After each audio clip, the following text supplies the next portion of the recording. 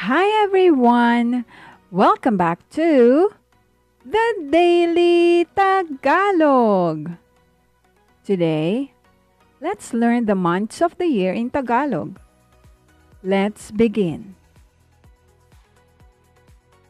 Enero,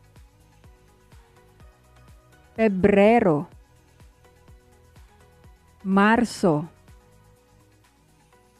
Abril, Mayo, Junio, Julio, Agosto, Setyembre, Oktubre,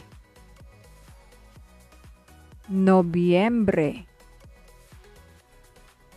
Disyembre. Repeat after me. Enero, Pebrero, Marzo, Abril, Mayo,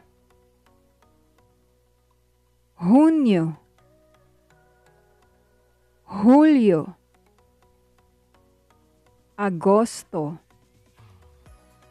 Setyembre, Oktubre, Nobyembre, Disyembre. If some words feel hard to remember, that's okay. Practice them repeatedly and you can always come back to visit anytime you need a review. The more you hear and use the words, the easier they become. And that's it for today. Now you know the months of the year in Tagalog. Don't forget to like, subscribe, and comment what you'd like to learn next. And if you want to learn more simple Tagalog, check out my other lessons too. Salamat, and I'll see you in the next lesson.